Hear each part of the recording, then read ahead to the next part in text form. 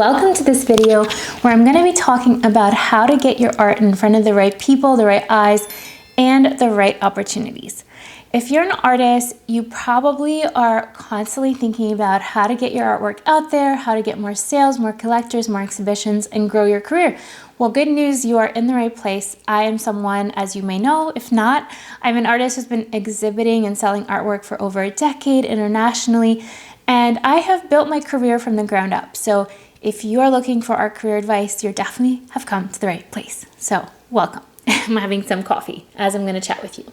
So the first thing I want to say is when we're starting out, it's super important to not want to jump ahead. It all starts with what you have right now, and that is your immediate community, friends, connections, family.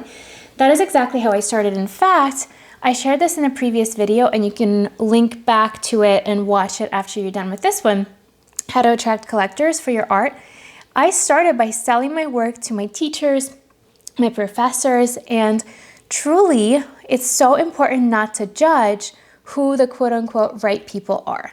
Let me tell you a fun story about when I used to work in the makeup world. I used to work for Chanel many, many years ago. And I remember my manager telling me one day when I was getting trained about how to sell more makeup to more people, which is something we all want, whether we're selling art or products.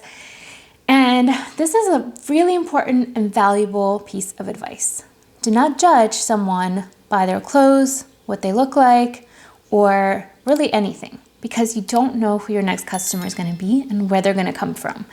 Now, I know it's tempting when we are starting to build our careers to think, oh, I need to attract a collector. And you start imagining this very fictional, over-dramatized person. But I want to remind you that collectors are people like us. They're humans who love art, and specifically humans who love your art.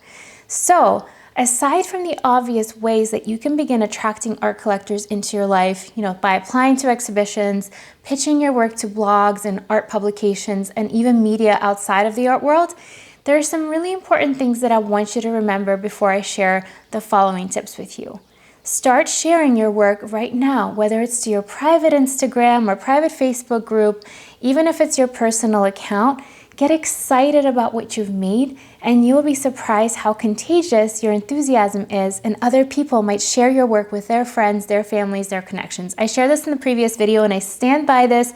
Organic growth starts before we experience any other kind of growth.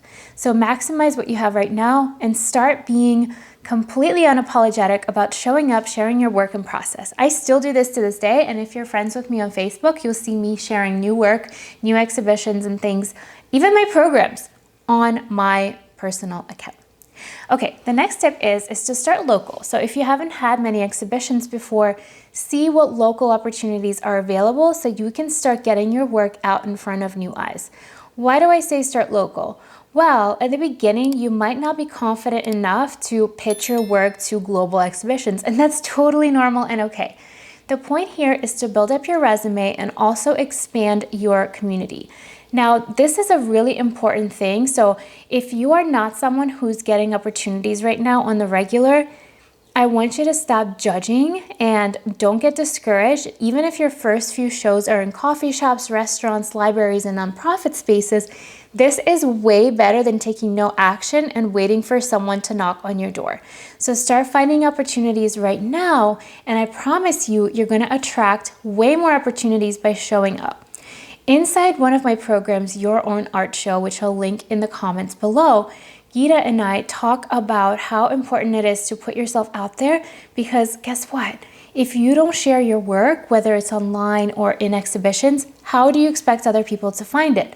And many of our students inside this program have noticed that after they put on their own exhibition, whether it was at the local brewery or, local community center, they actually got invites for future exhibitions from other organizations. So this is such a powerful testament to how important it is to put yourself out there, and thus you will create more opportunities. So don't be afraid to start small, start local, and watch yourself blow up and bloom from there.